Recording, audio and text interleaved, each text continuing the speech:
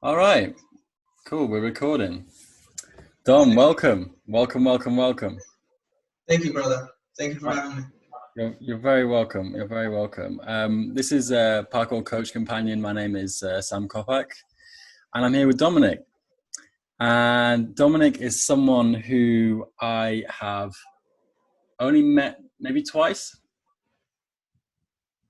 Maybe once only Maybe at once. OMG. Yeah. I think so. Yeah. Um, and yeah, I'd say, I hope you agree, but to some extent we have like quite a similar style of movement. We're both quite into flow.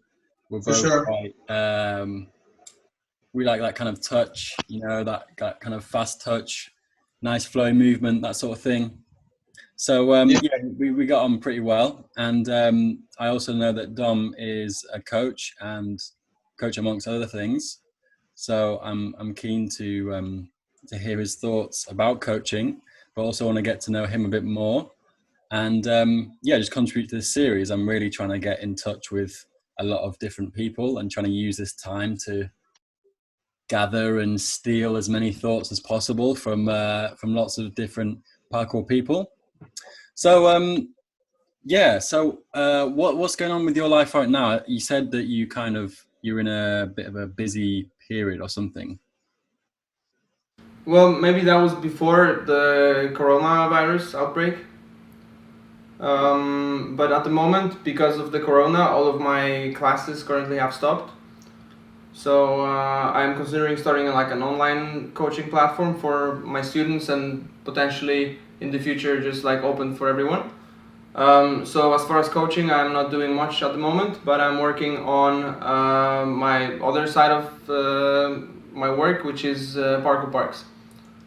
So actually, I am leaving tonight to finish building an indoor gym that I started building last week, which is sick. It's like, yeah, I'm super psyched for that. It's not my gym; it's a gym for a client, but I'm really psyched to see that Norway finally is like from not having anything, now we're going to have like 5 or 6 indoor gyms for parkour, which is amazing. And yeah, and then on top of that, I work with design on other permanent parkour parks that I'm planning to build. Cool. And just for those of you those are the watchers or listeners who don't know, whereabouts are you based, and kind of where are you from, and how and where do you teach? Yeah, so I was born and raised in Poland, and I lived there from my birth until I was about 19. Then I moved with my girlfriend to Norway and been living here ever since. Now we are based in a little town called Sarpsborg, which is about an hour by train south from Oslo. And this is primarily where I teach. It's two kind of similar sized cities next to each other. It's Fredrikstad and Sarpsborg, and I'm teaching in both of them. Cool. And has that been something that you do full time? Is that your kind of full time work? Or is that more? No, not really. It used to be, but for a couple of reasons, I've decided to like reduce down the amount of coaching that I'm doing. For instance, in Fredrikstad, there is a very cool place called Glemmen Acropark, which is like an indoor facility for many different activities, and parkour is one of them. And the main idea is that this whole place is like self-organized. So I did like an introductory course for a year and a half, and now the course is done because the whole point of the place is that people who are going there and who are learning on these courses, they will become independent and they will train on their own. So the sickest thing about this place is that it's for free. No one pays anything, either for coaching or for classes rather, or for just free training. You just show up if you're above 13, and then you can train. So that's pretty sick. Wow. The same place have an outdoor park that I had the pleasure of designing and building with my friends. So that's Fredrikstad. And in Sarpsborg currently, before the coronavirus, I was teaching 3 different groups, and they're only kids at the moment. So it's from 5 years old to 12. Nice, Yeah. nice. So Cool. the idea is to like cut down a little bit on coaching, so I can focus more on my main work, which is Parkour Parks, and also kind of on myself as an athlete. So I need some recovery work and a bit more structured training. And when I was like teaching a lot, almost every day, it was kind of hard to substitute that with your own training and doing things properly, you know. I know that, man. I really know that feeling. Definitely. I find for myself, doing warm-ups over and over again is like strenuous for your mind, because you have to keep kind of repeating yourself, but also like for your body, oh, man, it just I got you, man. I understand totally what you're saying. yeah. So yeah, we'll kind of we'll split this in half, kind of the same way that I did with Jack. And really, the first half I want to talk to you mostly about coaching, and then we'll move on to you more in your training. So so with your coaching, you teach a variety of ages, and oh, have we got you? Yeah, cool. Yeah, I just wanted to know, you've been teaching for a while, you've been training for a long time, and what are the things that you think are the most important to teach? What are the aspects that you apply to your sessions that you think are the most beneficial for people who are learning parkour, essentially? I know it's a big question, but I want to kind of like start big, and then we can kind of like, you know, go smaller. Yeah, I was just about to say that it's a massive spectrum of things, and I would say it's pretty much impossible for me to just like pinpoint one of the things that I feel like is most important in coaching, but I can try to split it into a couple of them. And for sure, I think the baseline is you have to supply the demand of why are people coming to your class is because they want to learn parkour. So your job is to teach them parkour as well as you can. So that's like the primary base for that. Then on the top of that, I think what I focus on a lot is the importance of community, showing that this is not something that you show up and the people who are with you in a group, they don't really matter because you're there just for your own exercise, and it's very different from like a fitness gym experience, for instance, where you show up and you have your headphones on and you do your workout and then you go home. My idea is that I like people to create a community, develop relationships, and meet new friends. And I'm always encouraging everyone to travel to jams and meet new people. So I see a massive value within the parkour community, and I feel like it's influenced so many people's lives, including mine.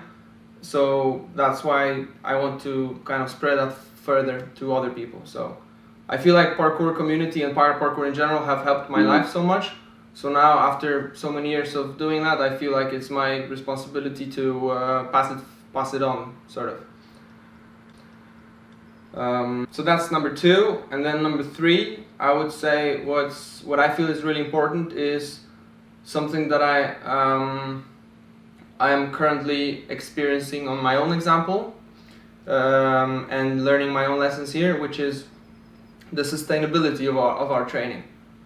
Because I'm not 17 anymore, and I've been doing parkour for almost 15 years, and the wear and tear on the body is beginning to showing up. So I want my students to have not only a good experience in the presence and progress and develop and meet new people and get better at parkour and have fun with it, but I also would like my students to be able to keep doing this for many, many years to come.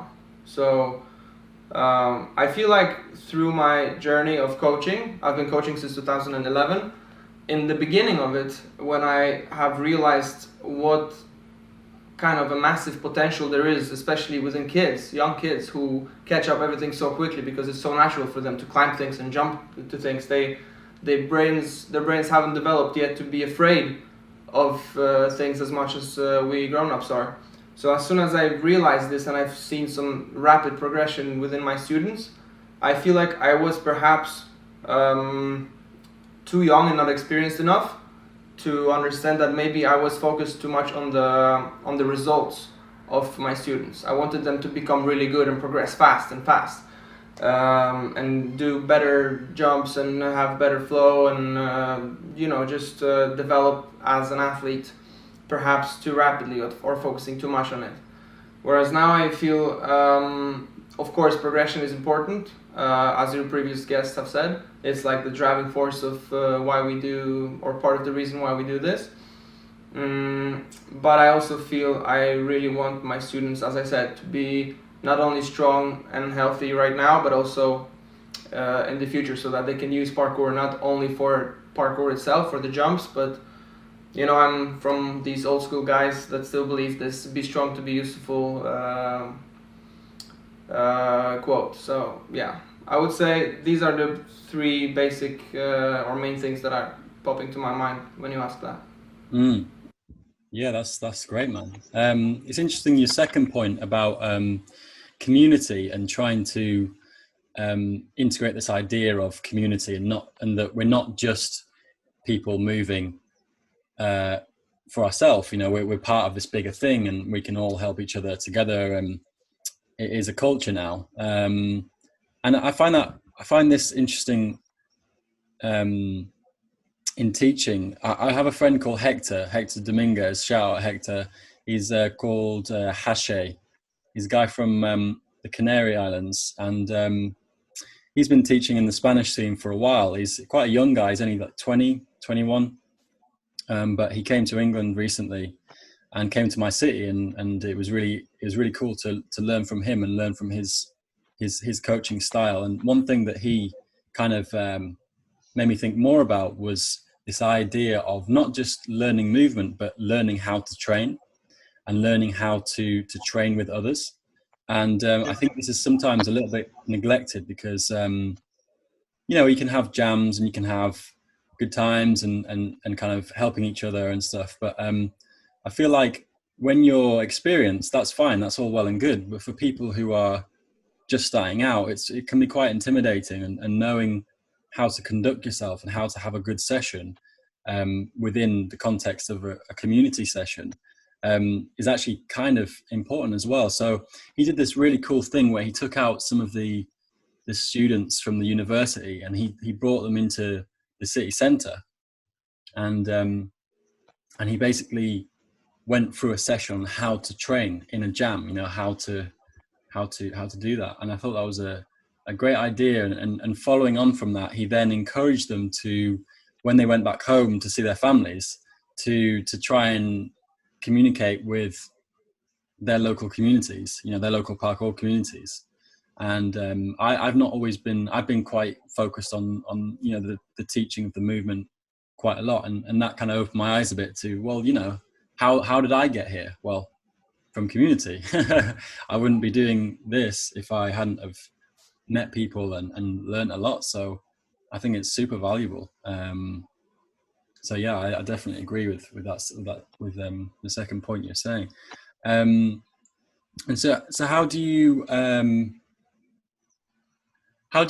balance the potential of young people with safety? Because that's something that I find difficult. I'm definitely, as I said in the last one, I'm definitely more on the cautionary side of teaching. I'm actually a bit biased because I'm not very good at acrobatics, so I don't often teach that. But I was wondering what your thoughts were on that kind of thing. So you can see some potential in someone, but how far do you take that in terms of safety? Yeah, well, I think I don't address it directly with them, but it is kind of in between the lines. So what I really focus on trying to teach my students is respect for their own body, and listening to their own body, even if they are young kids. Like, I could use an example, and when a little kid, I don't know if that happens to you, but that happens a lot to me, they would be standing on top of a box, and there is a next box, say 1.5 meters apart, and they're like, "Dominik, do you think I can make the jump?" And I'm like, how am I supposed to know? I'm not you. You are living in your own body, and you need to know if you can make this jump. Okay, and then he says like, well, I don't know if I can make it, but I really want to do it. And then I say, okay, well then go down from the box and let's draw a line on the ground where the box is, and then another line parallel to where the other box is, and try to see if you can make the distance. You know, and he tries to make a distance, and if he does it, then I'm like, okay, then physically you're capable, you know. What about, do you have fear of doing it? Then he says, yeah, I'm afraid. Well then, okay, can we like dismantle this into some smaller progressions? So maybe he can do a crane, or maybe he can put the box a bit closer first and then extend the distance, you know. So what I could do is I could say, yeah, for sure, I know you can do it. And probably 99% of the time I would be right. But this 1%, when the kid doesn't make the jump and hurts himself, it wouldn't be good, you know. So I try to teach my students that they have to learn their own abilities. They need to have respect for their bodies. Obviously, every session begins with a solid warm-up, and we do a lot of conditioning. Even when it's like little kids, then the conditioning is never called conditioning. It is kind of smuggled in between through play and games. Because if you're gonna ask 6-year-olds to do push-ups, they will have attention span of 1.5 seconds, I think. Unless you're a Chinese gymnastics coach, I don't know. But yeah, but I also don't want to be too much on the other side of the spectrum, of like to the extent of stopping kids or stopping my students and being like always worried for their health, you know. It's like I'm not going to be the one who will be limiting them mentally, being like, oh, don't do it, it's too dangerous, don't do it, it's you're going to hurt yourself. I don't believe in that either. I feel like we need to find this sweet spot in between, that every single person have a personal kind of relationship with their own parkour, if you know what I mean. That some people are more eager to take on hard challenges, whether physically or mentally, and some people are more careful or not so courageous in the training. And I feel like parkour is such an individual sport that none of the teachings that we do apply to everyone in the group the same. You know, that's why I always try to take time with every single student in the class. And if I have say a challenge in the training session that I feel like some kids that are in the sort of say better physical shape can complete the challenge very easily, then I will try to make that challenge a bit harder for them, to make it a real challenge. But on the other side of the spectrum, I have the kids who are not beginning with the best physical shape. They are not off to a great start because of the previous lifestyle. So I will walk up to them as well and try to encourage to, you know, again, divide it into progressions and find their own challenges. You know, if they cannot do exactly what I showed, why don't you do like a little bit simpler version of that? And do you have assistant coaches to help you, or are you mainly by yourself? Mainly I'm by myself. I have a very good friend and teammate, Henrik, but he works a full-time job and he works late hours, so he's not able to help out as much, which I totally understand. So mostly I'm by myself for the time being. And so how do you distribute the students into different levels of ability, or do you kind of group them by age and figure it out essentially as you go? Yeah, no, I don't split the groups by the skill. I just split them by age. And as I said, I believe parkour is a progression-based activity. You know, every single jump or trick or flip you are doing, you can always split into easier steps, and they all come together into this final shape. So it is obviously it's very challenging at some points if you have, say, a group where some people are extremely capable and some people are just beginners. But I'm trying to do my best to make the training flexible enough that everyone will find something for themselves. And so are you like a planner? Like, do you plan your lessons well in advance, or are you more of a spontaneous guy, or what's your kind of method? To be honest, I only feel like I need to really plan my trainings or my classes in detail is only if I'm kind of myself low on energy and tired from other things. But when I'm fresh, and especially when I show up to classes and I see all these kids with smiles on their face and they're so hyped to just jump around, I only have like a main theme in my head, and I follow that theme. Especially because I'm teaching kids at the moment, having a plan obviously might be very helpful for some, but I feel like kids are so unpredictable, and they're like oceans of energy, you know.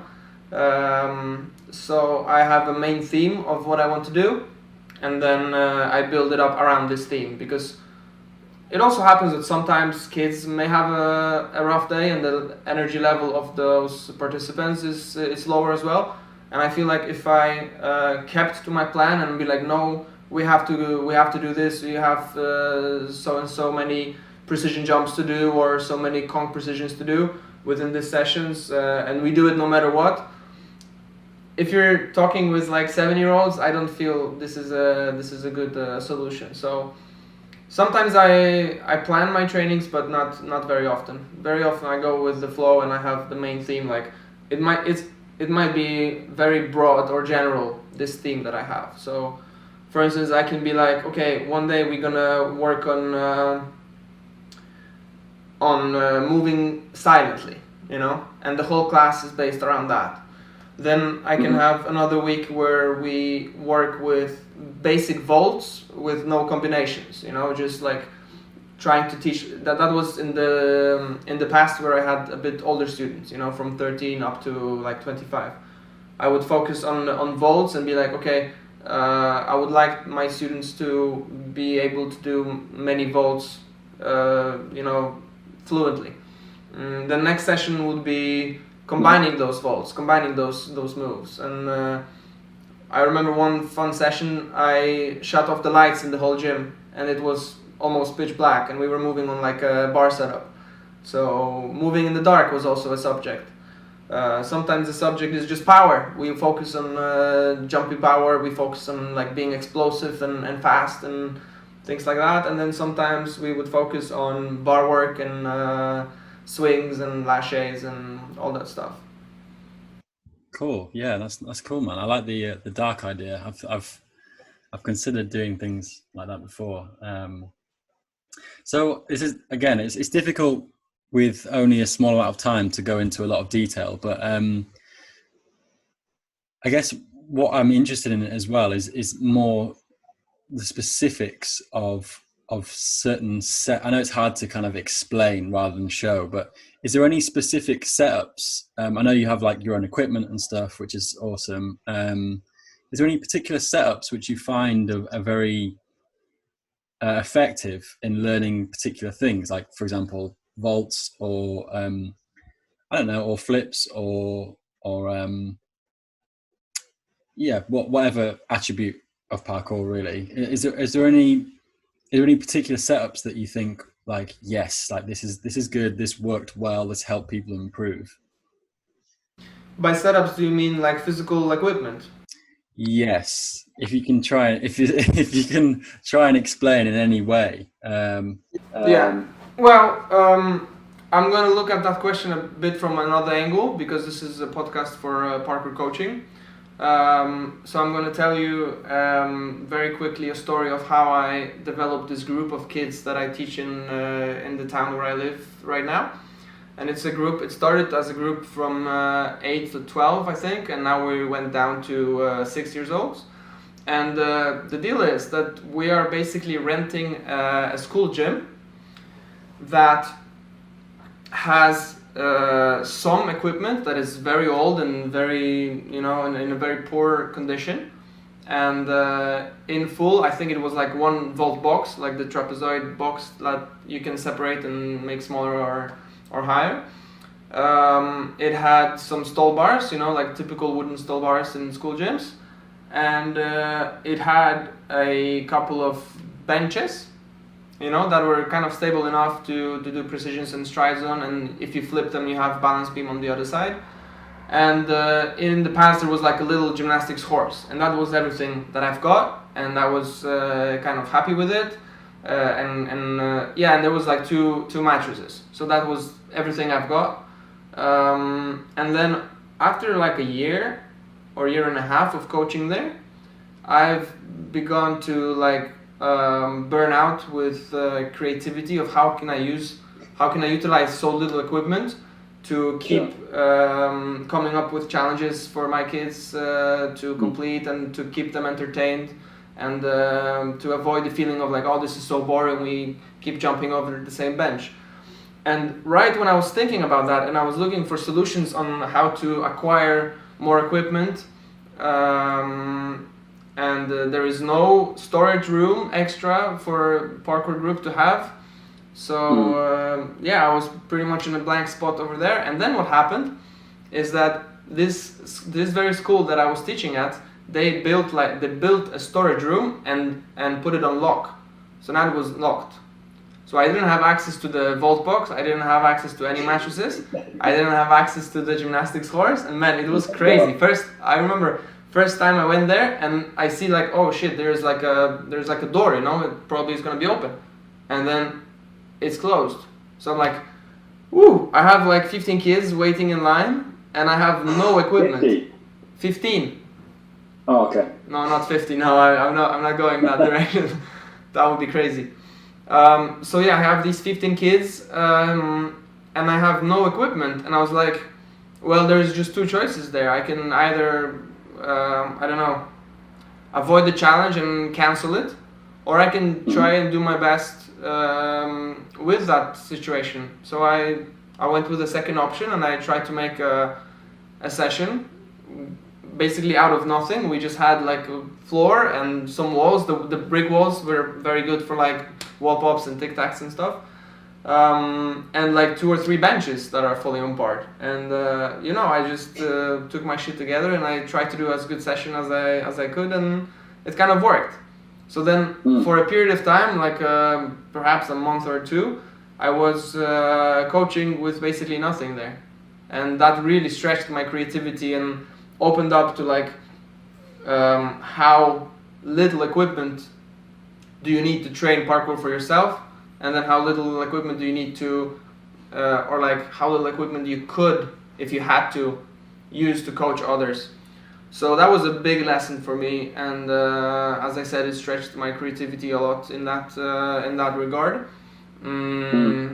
Obviously, a few months after, I've got this new setup that is basically like one box that is about like 70 centimeters high, because it's for the kids. Usually vault boxes for adults were about like a meter or 90 centimeters. So it was like a 70 centimeter high box, and 6 small boxes that are basically maybe 25-30 centimeters, and they all have brackets so I can connect them together. So that's basically my setup for coaching in that place. So I have low bars, which are working perfectly because you know how much I love rails. So my students are doing a lot of balancing work and precision and foot placement challenges and all of that jazz. They have a box to vault over and do some jumps, and yeah, that's what I have in this particular area. But what I would say in general, what I think are good setups is a perfect setup to begin teaching parkour to someone else. Indoors, obviously, because outdoors you have all the infrastructure or nature you want. But indoors it would be like some kind of a vault boxes, to teach vaults like Kongs and lazy vaults and all that jazz. Some low rails, like about hip height, for the same purpose and precisions and strides, and some bars, and that's pretty much it. I think it's like a good starting point. Cool. Okay. Thank you. That was a nice story, man. I imagined it all in my head. I've been in those situations where, for whatever reason, something's gone wrong, and you're faced with, right, I've got responsibility now to step up and to put something on, you know. And you're right in that sometimes, you know, there's a saying that necessity is the mother of all invention. You know, being in that situation, it's like, I've got to switch on. I've got to try and get this to work. Cool. Okay. Thank you for that. I'd love to speak to you more about coaching, but we are cracking on quickly. So let's focus more. For a minute. Oh, I think I lost you there for a minute. I'm not sure what's. I can see you now. We're all good. Yeah, I can see you now. Yeah. So, good. So you still got me. So yeah, we're just over halfway now, I think. And yeah, I want to switch it now to you and your training. And I've refreshed myself looking over your kind of recent posts and recent content and things that you're up to at the moment. And you're 27 now, is that right? Yeah. Yeah. So you're a bit older than me, just slightly. But it's interesting that you talk about how your training has changed over time, and how as you're moving towards 30 that you're moving into a different stage of your life and a different style of training. I just wanted to hear your thoughts on that, really. And also I wanted to talk to you about your Project Underground experience, because you were at the competition not too long ago in the UK, which is great to see, but I was gutted that I missed you there. It was just like so frustrating. But it was super cool seeing you compete. So yeah, I wanted to hear your thoughts on those things, really. Yeah. How long ago have you started training parkour? So I started in about 2008. And how old were you at the time? About 15. 15, all right. 26. So 26 now. yeah, you remember these gold times when you were 15, 16, 17, 18, and you could go out with your mates and train basically all day long, grab some shitty fast food halfway through, and drink some soda and eat candy on the top of that, and then you wake up the next day and you feel fresh and you feel ready for another day. Yeah, I remember these times too, and they're long gone, you know. Like as you said, I'm approaching to 30, and as soon as you're going that way, I feel like you really need to pay a lot more attention to how your body feels like, and how you're working to prepare it for all the impact that we take. Because let's be honest, in parkour, if you're going full at it and you're doing like big jumps and drops and flips and all of that, is we are not only using our body, but we are abusing it in a way as well. So what I began to experience some years ago already is that, okay, I feel some small pains here and there, and I've had some smaller and bigger injuries. And like, okay, what do I do now? How do I get from waking up in the morning and my first input in my brain is pain, you know? You have some pain in your lower back, or you have some pain. In my case, it was lower back plus the ankle that I fractured my tibia in 2014. And I was like, shit, I am not the way I was before, and I have to really focus on it right now, or it will have some serious consequences, you know. I also remember when I was starting out, parkour was like a kind of a rebellious thing to do, and was very unknown and unpopular, and everyone was saying like, oh, you're gonna be in a wheelchair after a few years, and you're gonna be, you know, injured and in pain. And we were so sure that no, parkour is so safe, parkour is so great, it's great exercise. It is, if done correctly, you know. So primarily how my training have changed is that I try to avoid the kind of constant abuse of it, constant overtraining. For the time being, I have to limit also the amount of impact I can take, And on the other side, I'm doing a lot of conditioning and strength work as well. So I would say that my training have split 50-50 to like normal training, going out and having fun with my mates and doing jumps, and the other half is just strength training and rehab work and conditioning and in that matter. Cool. So do you follow a certain routine or structure, or do you follow any like training program? Not really. I'm trying to create kind of a structure and discipline for myself, but I'm doing what at the moment feels right, you know. So if I like since January, I've been struggling with my left shoulder and the rotator cuff. So if I feel that bothering me, I would do some conditioning and rehab work for that. I haven't developed my kind of set routine yet, but I just got a new barbell right outside here, and I want to start training legs and you know them deadlifts and squats and Bulgarian squats and all of that. So basically, yeah, I'm on the journey of becoming the strongest that I ever was, and training a lot physically, because I feel the other side of it, the mental part and the technical part, is kind of there, you know. So what I need really right now is a body that can take that impact again. So I made my peace with the fact that I cannot do it 100% at the moment, and I'm working to get back there, basically.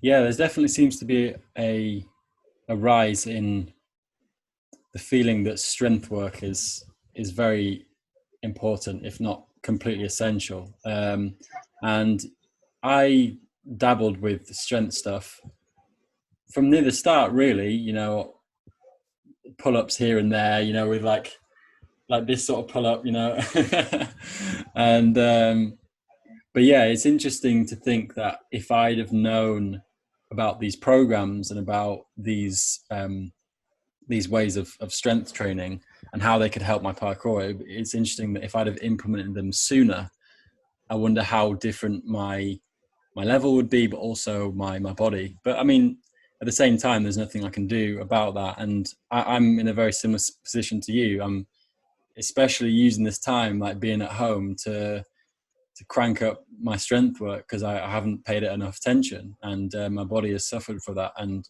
for me, it's more like 75-25 now with the strength work, and it's good. It's a different challenge, and it definitely helps with discipline. And I'm not always brilliantly disciplined, so I find it like a really good thing for me to do. But yeah, so going back to my second question, how did you find coming to the UK and competing at a project?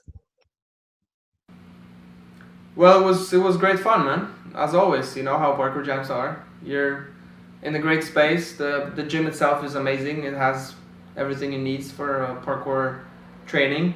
You're surrounded by like well over 100 of great people who like have passion for the exact same thing, and everyone is going crazy and you know, enjoying themselves to the max. And I've been there kind of with my great mate Christian. So it was also a great pleasure to see him again and spend some time there and train with him and participate in this thing. And on my side, I tried the skill and speed competition, which was super fun. I feel skill competition is kind of, it feels like just training, you know. It feels like training with your mates, and you have like the challenges are just a bit more serious in a way, because they're set challenges and you just put your mind to doing them. And yeah, I had great fun in there. I liked the way how it was organized. Went to the semi-final and basically I think couldn't complete any of the semi-final challenges because they were went to the finals, sorry. Yeah, I couldn't complete any of the final challenges because they're just crazy good. So yeah, to try that and see guys like Ed and Hendo and everyone else tackle these challenges and train with them side by side. It was a great experience. I had a good fun. Cool. Do you think you'll do more competitions in the future?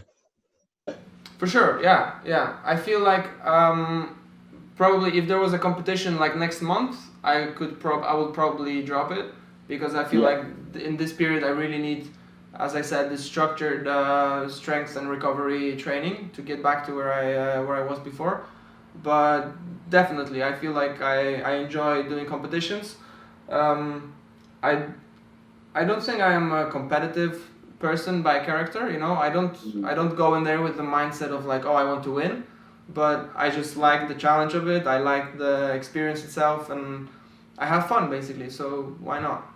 Yeah, I think people are definitely starting to enjoy skill competitions, especially. There's pressure, but there's slightly maybe less pressure than speed competitions. I remember I remember at the Oslo movement gathering, how funny it was. Like me and Ansel and a couple of other people like got this skill competition together at the last minute, like on pieces of paper, just writing out challenges, and somehow people still enjoyed it, and it was funny, man. Like I always find it hilarious how parkour people can do incredible things, like beyond a lot of beyond most people, and yet they parkour people can be some of the most disorganized and hilarious people that you'll ever meet. It's special, man. It's funny. It is, but it worked perfectly in the end, so that's what matters. Exactly. Cool. How are we doing for time on 44? Okay, I think we've got a few minutes left. So what else was I going to say? So do you have certain aims or goals with your own training? Like, and who do the people that you are inspired by affect your goals? It's a good question. I think so. Yeah. I would say I have quite a few goals in my training. First and foremost, I want to be able to train until I die. Even if it means doing a 10 centimeter precision on a little curb, and balance on the rail when I'm 70 or something. That would be really amazing. I love this discipline so much that I want to keep doing this as long as I breathe. So that's the number one goal. Number two is I would like to work on my weaknesses in movement, because when I started off, there was a very clear split of what parkour is and what freerunning is. And I went more with this side. I wasn't doing basically any flips for the first 2 or 3 years of my training. And I feel like these first years of your training are kind of contributing quite a bit to how you develop as an athlete. So I want to work on my flips. I want to start doing tricking and basically find anything that I find difficult and challenging right now and become better at it. So that's number two.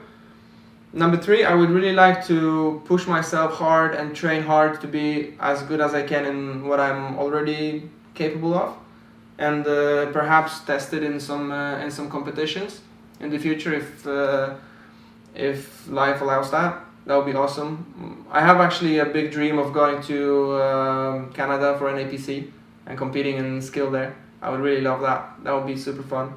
So getting really prepared and having a pain-free, strong body and many training hours of technique and skill challenges before that, and going there and just doing as well as I can, giving 100% and getting that experience. So that would be number three. And then whether people who inspire me influence my goals, I would say so, yeah, because when you have parkour is like a hub of inspiration. We all kind of inspire each other, and the people who inspire me, they might be, for instance, spectacular on some broad or on some perspective of movement, and I'm like, oh, I would love to work more on that and reach that level. You know, you watch people like Cherepko and you see his explosive power when he does flips. I'm like, shit, that would be cool to be able to tumble like that. You know, or you watch someone like Tim Champion and he's incredibly controlled yet massive jumps are for sure something that inspires me a lot. And then you have people who have like this crazy spectrum of things that they're great at, you know, like Matthias Meyer. You know, he's a fucking hybrid, man, with training. He can do everything. So good, and he's a great friend, very good guy. Obviously, a person who influenced me many years ago was a great friend of mine now, Pedro Thomas from Brazil. Really? Yeah, Pedro. Yeah, some old school G that is a great person. His movement is just something else. He feels like you know, he's a monkey. He's so comfortable on trees and in nature and doing everything barefoot, and yeah, it's very inspiring. So that's what I love about parkour, that it's the spectrum of our movement is so broad, and there's all kinds of different styles, and you can pick up inspiration everywhere, you know. And it's like never ending. It's that's what's so amazing at it. It's you can never end it, you know. Yeah, man. Yeah, shout out to Pedro Thomas. Wow, like definitely one of those people who went under the radar, you know. Like I feel at one point quite a lot of the community knew about him and kind of watched his videos, but he seemed like a very quiet guy, just doing his own thing. And yeah, I remember being amazed at his control, like barefoot stuff, precisions on rails, his kind of very, I don't know, he could just kind of turn it on, you know, like so quick. This idea of like turning something on, like you just pull out like a massive gainer or something, or do some intricate like tree work, and it's just, I love that kind of like almost samurai vibe from Pedro. Yeah. And it reminded me a bit of Ilabaka as well, Daniel Ilabaka. Those two seem to move in similar ways, and Pedro, yeah, man, I hope he's still training and doing okay, because I don't think he quite realized how good he was and how inspiring he was, you know. Yeah, hands down, man, 100%. Great dude, and amazing athlete, and a great person overall. You know, I had the pleasure of meeting him back in 2016 or 17. Yeah, like if I would say at the time he was the person that I enjoyed watching his movement the most. You know, and I have the privilege of doing many parkour projects and stuff like that. So I basically just invited him over. You know, hey Pedro, you want to come over and do a parkour show and some workshops and stuff? And he was like, yeah, sure. So we had a week here together with Pedro and Slava Petin from Latvia, also one of my best friends. And Kamil Putorak from Poland, which is three of my top favorite athletes and very good friends. We just had a great week together and exchanged ideas, and it was awesome. Great times, bro.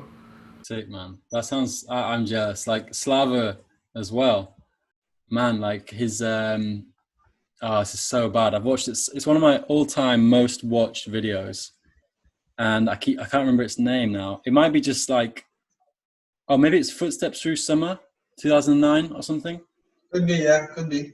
Wow, it just blew me away. Like he was just so, the way he like attacked walls, man. Like the way he attacked everything, so confident, and like the kind of edit style was similar to kind of Oleg Vorslav. And man, I watched it so many times. I thought, this is the guy, man. Like, yeah,